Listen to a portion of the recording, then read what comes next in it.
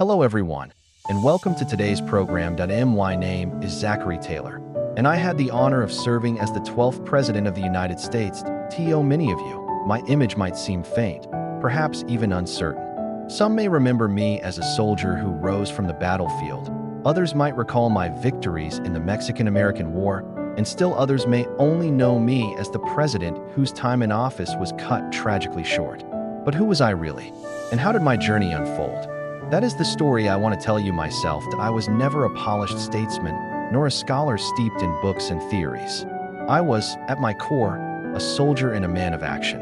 My life was tied not to eloquent speeches or elegant halls of power, but to the soil of the frontier, the hardships of camp life, and the uncertainty of war. People often called me old, rough, and ready, not because I sought fame, but because I lived simply, worked hard, and carried my duties without pretension. But my life reflects the early struggles and growth of America itself, that I was born in the shadow of the Revolution, raised on the wild frontiers of Kentucky, where survival demanded grit and perseverance.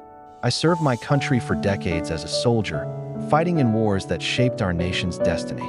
And though I never sought political power, my reputation on the battlefield eventually carried me to the highest office in the land. The presidency. My story is one of triumph and contradiction, that I saw the United States expand and grow stronger, but I also witnessed the deepening divide over slavery and sectional conflict. In the White House, I tried to stand firm against threats to the Union, determined to keep this young nation whole. But fate allowed me little time to see my mission through. My presidency ended suddenly, my life cut short before I could leave the mark I had hoped to. Still, what I leave behind is the portrait of a man shaped by duty, resilience, and the rough lessons of frontier and war. Not a flawless politician, but someone who bore the weight of responsibility as best as he could. Over the next 2 hours, I will share my life with you, step by step, from my birth in Virginia to my boyhood in Kentucky, through the long years in uniform, and finally, my brief but fateful presidency. I hope that in my story, you will not only come to know me, Zachary Taylor, but also better understand the challenges and choices America faced in my time. Let us begin, at the very start, with my birth and family roots. I was born on November 24, 1784, in Orange County, Virginia. My earliest days were spent in the heart of a young republic, a nation that had only just secured its independence from Great Britain. My father, Richard Taylor, was a veteran of the Revolutionary War, a man who had given his strength and courage to the cause of liberty. He, along with my mother, Sarah Dabney Strother, came from respected Virginia families, but we were far from wealthy aristocrats. What we truly possessed was resilience, determination, and a willingness to endure hardship. When I was still a small child, my family made a decision that would shape the course of my entire life. We left Virginia and moved westward to Kentucky. At that time, Kentucky was no polished land of opportunity. It was the frontier, wild, untamed, and dangerous. The forests stretched endlessly, and the cries of wolves and the threat of Indian raids were part of daily existence. It was a place where survival depended on hard labor and constant vigilance. This was the land where I grew up. My father became a successful planter and landowner there, and his reputation as a soldier and patriot earned him respect among his peers. Yet life on the frontier was never easy. Our homes were simple, our lives marked by toil. Every acre of cleared land came at the price of sweat, and sometimes blood. Unlike some of my predecessors who enjoyed formal schooling and the study of philosophy, my education was modest. I attended small schools when possible, but the opportunities were limited. My learning came mostly from tutors and from the lessons of daily life. I was never trained to be a polished speaker or a man of letters. Instead, I learned the skills of survival, the importance of responsibility, and the value of perseverance. My father often reminded me that a man's duty is not measured by what he claims, but by what he does. Those words became a guiding principle in my life. I learned to handle tools, to work the fields, and to defend our home. I also learned how to adapt to circumstances, an ability that later served me well in the chaos of battle. Growing up in Kentucky gave me something that no classroom could provide: toughness of body and mind. The frontier shaped me into a man who valued simplicity, who distrusted pretension, and who believed that actions spoke louder than words. It was in this environment, amid the hardships of frontier life, that the foundations of my character were laid. Looking back, I can say that while I lacked the refined education of others, I was given a different kind of wisdom, one forged by the wilderness, by responsibility to family, and by the quiet but firm expectations of a father who believed in duty above all else. These early experiences would remain with me for the rest of my life, guiding me when I put on the uniform of a soldier and later when I stood in the highest office of the land. As I grew into my youth, the frontier continued to shape both my body and my spirit. Life in Kentucky was not one of refinement, but of constant testing. Every season brought challenges, whether it was tending to the crops, repairing what the wilderness threatened to reclaim, or guarding against raids that could come without warning. This was not the kind of upbringing that polished a man into a gentleman of letters, but it molded me into someone who could endure hardship, someone who valued endurance over elegance. That I was not known as a brilliant student, nor did I spend long hours buried in books. My education was limited, though I gained what I could from tutors and the occasional schoolmaster. But I was far more drawn to the lessons of the land, the strength of a plow horse, the discipline of daily chores, the grit required to clear new fields. Those were the lessons that felt most real to me. Still, I was not without ambition. Watching my father, a man who had borne arms for the revolutionary cause, stirred something within me. I may not have been destined to be a scholar or a lawyer, but I felt the pull of service. The stories of our nation's founding, of sacrifices made for freedom, resonated deeply. My family had fought for this new republic, and I grew up believing it was my duty to continue that legacy. By the time I reached my early 20s, the path before me seemed clearer. I did not seek wealth or high office. I sought a life of service, one that would allow me to defend my country and uphold the principles my father had taught me. Soldiering seemed a natural fit. I had the physical strength forged by frontier labor, the endurance to withstand hardship, and a stubborn determination that would not easily bend. That I in 1808. At the age of 24, I received my first commission as a lieutenant in the 7th Infantry Regiment of the United States Army. I remember that moment vividly. It was not the beginning of glory, it was the beginning of responsibility. I was stepping into a life where duty would dictate my every move, and where my own survival would depend not on wealth or privilege, but on courage and discipline. The early years of my service were humble.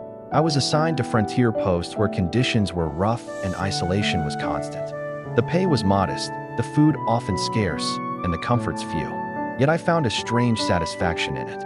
I was where I felt I belonged, standing guard over a nation still young, still vulnerable, and still striving to secure its place in the world. In those early postings, I learned the basics of military leadership.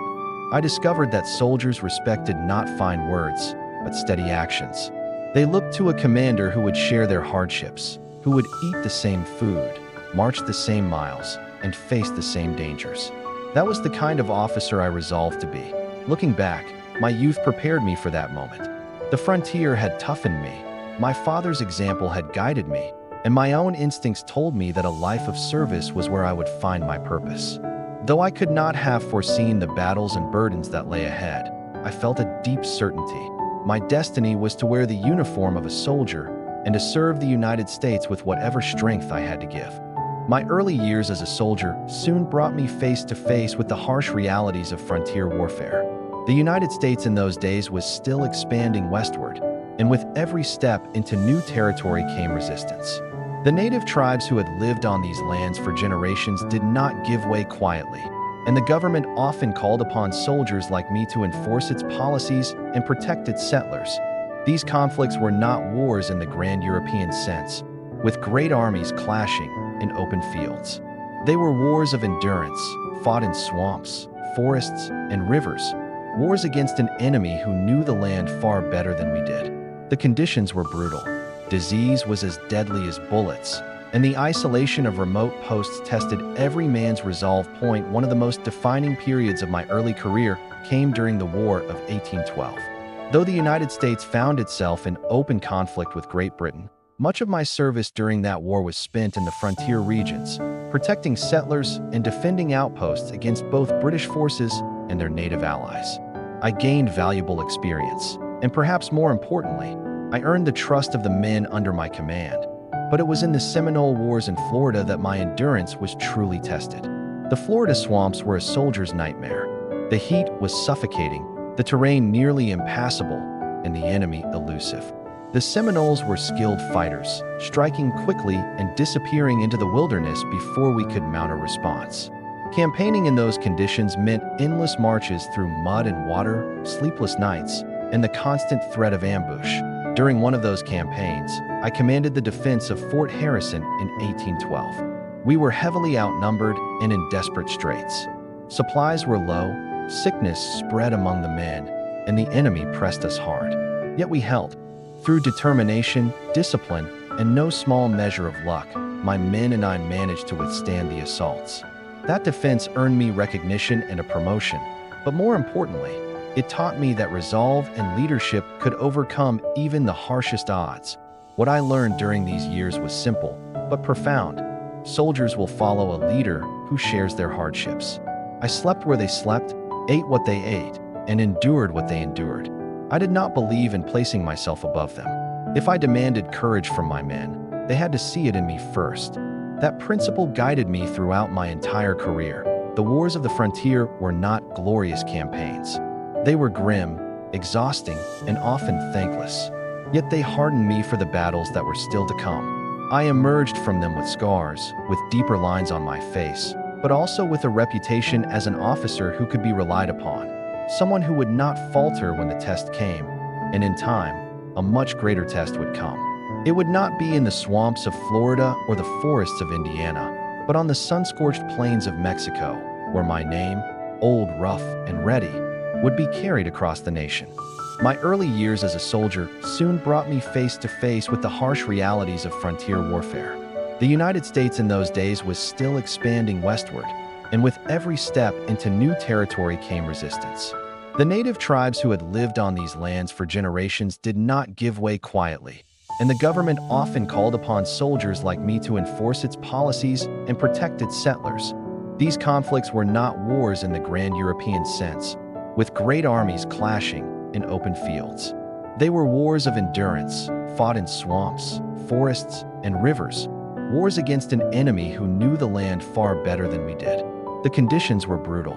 Disease was as deadly as bullets, and the isolation of remote posts tested every man's resolve point. One of the most defining periods of my early career came during the War of 1812. Though the United States found itself in open conflict with Great Britain, much of my service during that war was spent in the frontier regions, protecting settlers and defending outposts against both British forces and their native allies. I gained valuable experience, and perhaps more importantly, I earned the trust of the men under my command. But it was in the Seminole Wars in Florida that my endurance was truly tested. The Florida swamps were a soldier's nightmare. The heat was suffocating, the terrain nearly impassable, and the enemy elusive. The Seminoles were skilled fighters, striking quickly and disappearing into the wilderness before we could mount a response. Campaigning in those conditions meant endless marches through mud and water, sleepless nights, and the constant threat of ambush. During one of those campaigns, I commanded the defense of Fort Harrison in 1812. We were heavily outnumbered and in desperate straits.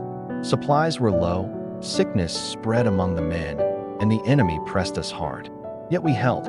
Through determination, discipline, and no small measure of luck, my men and I managed to withstand the assaults.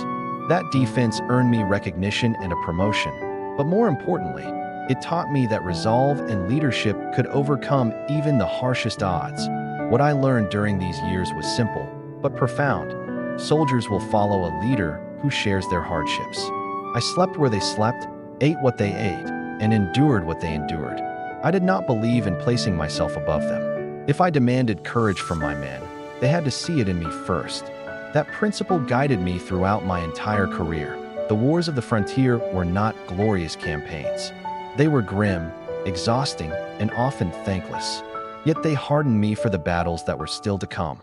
I emerged from them with scars, with deeper lines on my face, but also with a reputation as an officer who could be relied upon, someone who would not falter when the test came, and in time, a much greater test would come. It would not be in the swamps of Florida or the forests of Indiana, but on the sun-scorched plains of Mexico, where my name, old, rough, and ready, would be carried across the nation.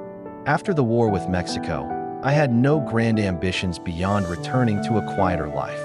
I had spent nearly 4 decades in uniform, serving on distant frontiers and leading men into battle. My satisfaction came not from politics, but from duty fulfilled. I never studied law, I never served in Congress, and I had little taste for debates in legislative halls. I was a soldier, plain and simple, but America saw me differently. The victories in Mexico, especially at Buena Vista, had captured the imagination of the public. Newspapers hailed me as a hero, and songs were written in my honor. They painted me as a man of the people, honest, straightforward, and unpretentious. They called me Old, Rough, and Ready.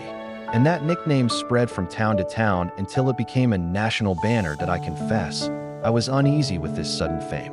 My appearance was plain, my manner unpolished. I had no talent for speeches and little interest in the machinery of politics. Yet as the whispers grew louder, it became clear that many Americans wanted me to be more than a general. They wanted me to be their president. By the late 1840s, the nation was deeply divided. The question of slavery in the newly acquired territories had become a storm threatening to tear the country apart. Political parties struggled to maintain balance, and sectional tensions ran high. In such a climate, many saw me, a man without long-standing ties to either side, a career soldier with a reputation for honesty, as the kind of leader who could hold the Union together. The Whig Party, though divided within itself, approached me as their candidate for the presidency. At first, I resisted.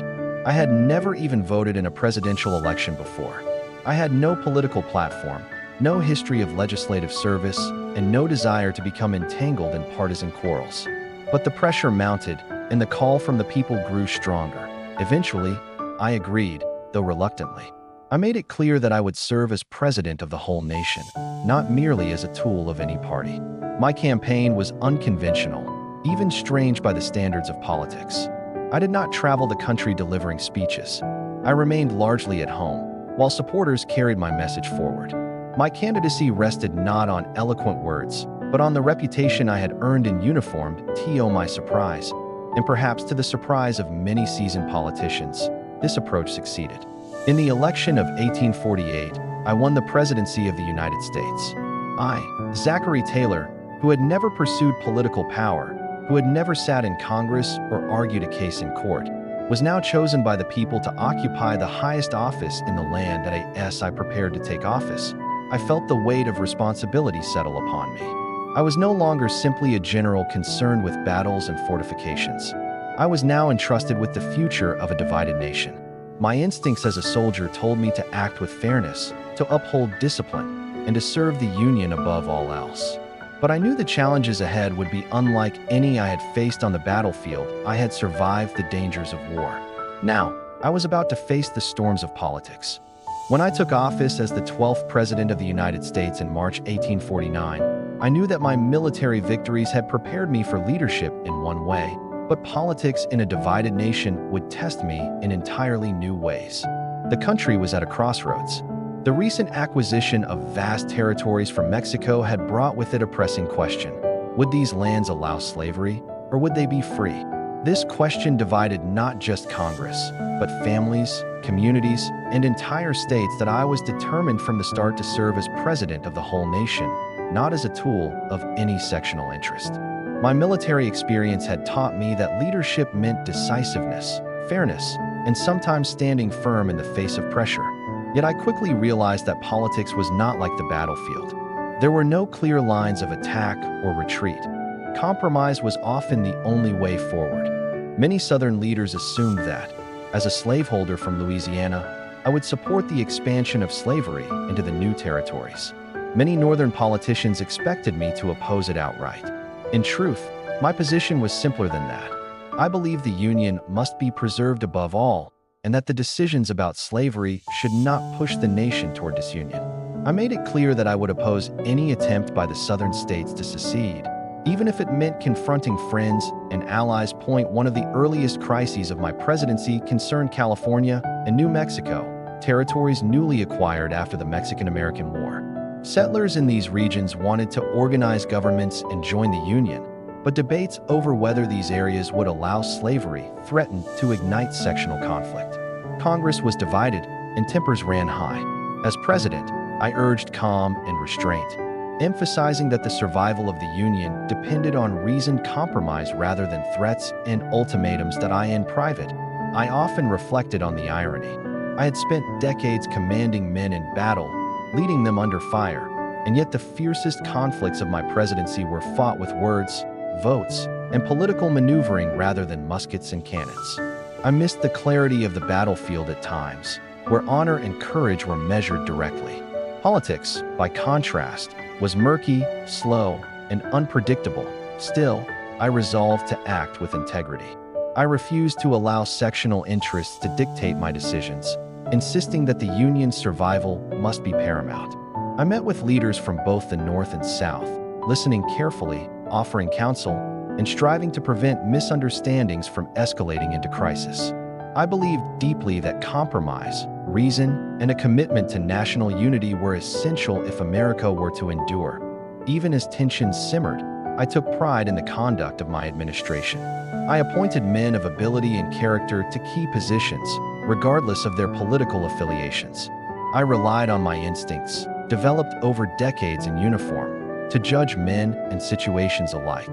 Yet, I was also aware that my presidency would be remembered for its brevity, and that fate might not allow me to see the results of my efforts. Little did I know that the challenges of politics, no matter how carefully approached, could be as perilous as the battles I had fought in Mexico.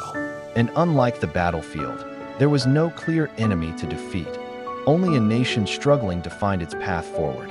As 1850 began, my presidency had been only a little over a year old. Though brief, it had been filled with difficult decisions, tense debates, and the constant effort to maintain the Union. The weight of office, however, never daunted me as much as the battlefield had, because I believed in duty and in facing challenges head-on. But fate has a way of reminding even the strongest that life is fragile. In July of 1850, after a long day of meeting with advisors, members of Congress, and visiting citizens, I fell ill. It started as a fever, accompanied by severe stomach pain. At first, I tried to dismiss it, thinking it a passing discomfort. I had endured hardships far worse in the field: swamps, hunger, and the threat of enemy fire, and I believed I could endure this as well. Unfortunately, my condition worsened rapidly.